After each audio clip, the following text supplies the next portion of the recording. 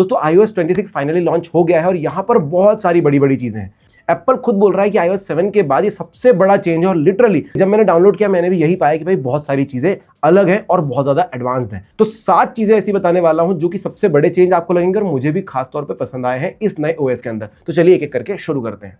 तो भाई सबसे पहली बात, इन्होंने जो इंटरफेस चेंज किया है, जो लिक्विड ग्लास वाला थीम दिया है ना, काफी ज्यादा अच्छा है। हालांकि ये सब हमने एंड्रॉइड में बहुत पहले इस्तेमाल किए थे, लेकिन जो परफेक्शन के साथ एप्पल आता है, आपका पूरा का पूरा OS अब लिक्विड ग्लास की तरह काम करता है और हर एक चीज, जिस भी आप ऑप्शन को सिलेक्ट कर रहे हो या फिर आप सेटिंग्स में जा रहे हो, कैमरा ऐप में जा रहे हो, फोटोज में जा रहे हो, सफारी में जा रहे हो, जिस भी एप्लीकेशन के अंदर जा रहे हो, जहां पर भी आपको कोई चीज सिलेक्ट करनी है, कोई ऑप्शन देखना है, वो मैग्नीफाइंग ग्लास के अंदर है। तो आपको प्रॉपरली पता भी चलता है और किसी चीज को ब्लर नहीं करना पड़ता है, कोई एकदम मतलब 2D वाला इफेक्ट नहीं आता, हर एक चीज 3D में आपको नजर आती है, जो कि काफी ज्यादा अच्छा लग रहा है।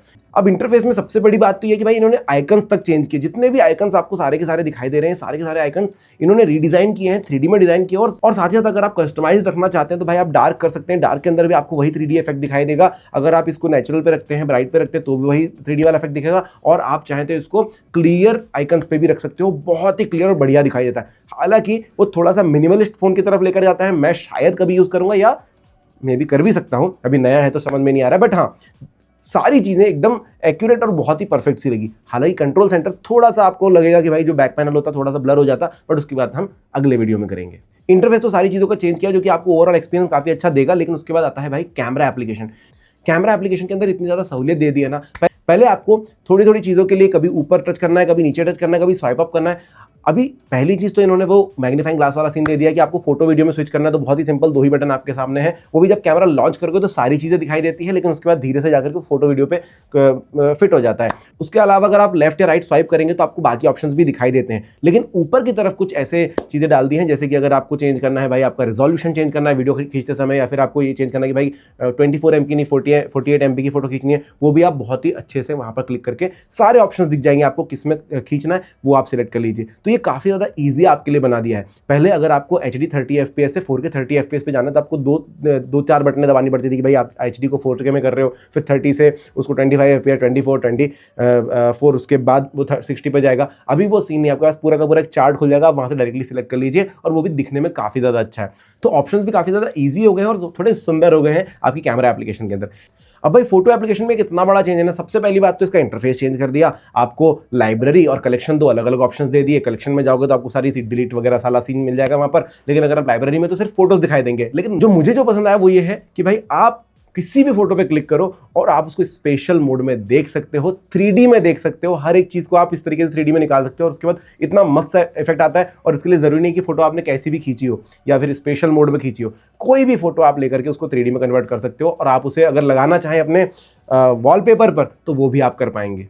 अब वॉलपेपर की बात आ ही गई तो आप लॉक स्क्रीन के बारे में भी जान लीजिए। लॉक स्क्रीन के अंदर मुझे काफी प्रॉब्लम्स थे। हालांकि मैंने बहुत सारे अलग अलग एप्लीकेशंस देखे थे इंटरनेट पर भी जिसमें बहुत सारे कस्टमाइजेशंस होते हैं, लेकिन मैं वो बंदा हूं कि भाई मुझे नेचुरल फोन ज्यादा पसंद है। मुझे उसके अंदर कुछ भी एक्स्ट्रा डाल के कस्टम करना अच्छा नहीं लगता। तो अभी आईफोन ने काफी अच्छा कर दिया कि भाई आपको जो भी फोटो लगानी है उसके हिसाब से आप टेक्स्ट को खींच सकते हैं। हालांकि सिर्फ एक ही जो आपका फॉन्ट है, आपके नंबर्स का एक ही फॉन्ट पर अलाउड है कि आप उसको नीचे खींच सकते हैं, लेकिन उसको आप स्ट्रेच करके थोड़ा ज़्यादा वर्टिकली स्ट्रेच कर सकते हैं, अपने वर्टिकली स्ट्रेच कर सकते हैं टाइम को।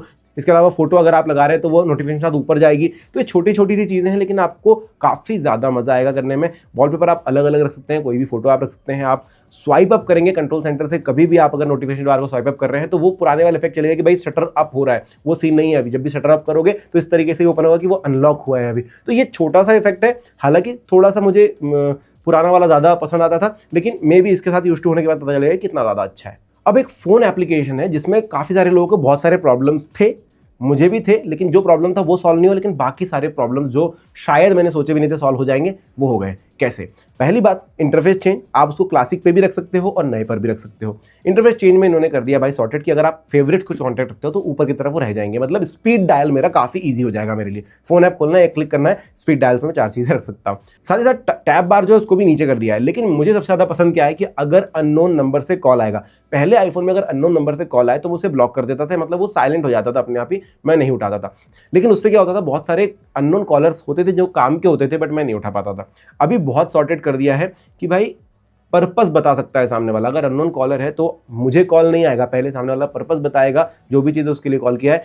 फिर मुझे एक मैसेज मिल जाएगा, रिंग होगी, मैं मैसेज देख लूंगा, अगर मुझे लगा कि हाँ इससे बात करनी है तो मैं कॉल उठा के बात कर लूंगा, वरना मैं अवॉइड कर सकता हूँ। और एक बहुत ही अच्छा फीचर मुझे लगा कि अगर मैं किसी कस्टमर केयर से बात कर रहा हूँ, किसी ने मेरा फोन होल्ड पर रखा है, तो होल्ड असिस्ट मुझे मिल जाता है कि भाई होल्ड पे बैठे बैठे मुझे सुनना पड़ता है ना, मैं जनरली लाउड स्पीकर पे लगाकर साइड में फोन रख देता हूँ कि भाई ये म्यूजिक बंद होगा तब मैं इनसे बात कर पाऊंगा, और कभी कभी वो समय 10 मिनट से लेकर आधा घंटे भी स्ट्रेच हुआ है मेरे साथ। तो ये यहाँ पर आईफोन ने काफी अच्छा कर दिया कि भाई होल्ड असिस्ट है, मुझे जरूरत नहीं है उस फोन पर टिके रहने की, ऑटोमेटिकली होल्ड से चालू हो जाएगा, और जैसे ही होल्ड से हटता है फोन, मुझे एक रिंग बजेगी, मुझे पता चल जाएगा कि हाँ फोन वापस मुझे पिकअप कर लेना है, और मैं बाकी सारी चीज़ों में अपना दिमाग लगा सकता हूँ।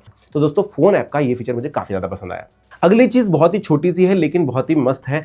हालांकि अगर आपके पास iOS 26 है और सामने वाले के पास नहीं है तो आप नहीं कर पाएंगे, लेकिन ये क्या है, मैसेजेस के अंदर आप बैकग्राउंड लगा सकते हो। अभी तक फ्लैट वाइट देख देख कर हम बहुत ज़्यादा थक चुके थे, अभी आप वहाँ पर बैकग्राउंड लगा पाएंगे, लेकिन इसके लिए एक ही शर्त है कि दोनों फोन्स में जिनको आप सेंड कर रहे हैं उनके पास भी iOS 26 होनी चाहिए। तो जैसा कि आप मेरे फोन में देख रहे हैं अभी, ये iOS 26 दोनों फोन अपडेटेड हैं, हमने डेवलपर बीटा पे अपडेट किया है, दैट इज वाई आप ये देख पा रहे हैं। अगली चीज़ दोस्तों, मेरे ऐसे लोगों के लिए जिनको बहुत सारी लैंग्वेज नहीं आती, बहुत ज़्यादा काम की है, क्योंकि अगर मैं कभी भी किसी भी कंट्री के लोग से बात कर रहा हूँ तो लाइव ट्रांसलेशन मेरे लिए चालू रहेगा।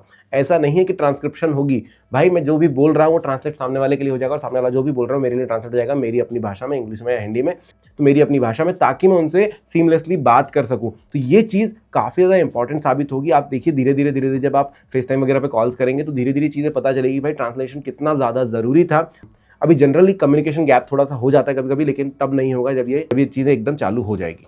और सातवीं चीज़ मुझे पसंद आई है उन सब दोस्तों के लिए जो गेम्स में बहुत ज़्यादा आगे हैं। हालांकि मैं बहुत कम गेम्स खेलता हूँ, अगर मैं खेलता भी तो आर्केड गेम्स मुझे ज़्यादा पसंद आते हैं। हालांकि मैं गेम्स बहुत कम खेलता हूँ और मुझे आर्केड गेम्स ज़्यादा पसंद आते हैं, बट मेरे काफ़ी सारे दोस्त हैं जिनको गेम्स खेलना पसंद है और बहुत सारे मल्टीपल गेम्स उनके फ़ोन में होते हैं। ऐसे लोगों के लिए गेम्स का पूरा एप्लीकेशन डिज़ाइन किया गया है, जिसके अंदर सारे गेम्स आपको दिखाई देंगे। पहले जो गेम्स खेले वो भी सारे के सारे दिखाई देंगे, स्कोर कर सकते हैं, अपने दोस्त के साथ कॉम्पिटिशन लगा सकते हो, बहुत सारी चीज़ें कर सकते हो। तो एक पूरा का पूरा प्लेटफॉर्म आपको दे दिया है जिसमें बहुत सारे लोग ज्वाइन करके जो है एंजॉयमेंट को थोड़ा सा और इंक्रीज कर सकते हैं। तो मुझे फीचर काफ़ी ज़्यादा अच्छा लगा और शायद मैं भी इस प्लेटफॉर्म पे काफ़ी ज़्यादा मजे करने वाला हूँ। तो ये 7 चीज़ें थी दोस्तों जो मुझे पसंद आई iOS 26 में। अब आप बताइए आपको इनमें से सबसे ज़्यादा काम की कौन सी लगी। वीडियो पसंद आए तो लाइक सब्सक्राइब जरूर कर देना। Thank you.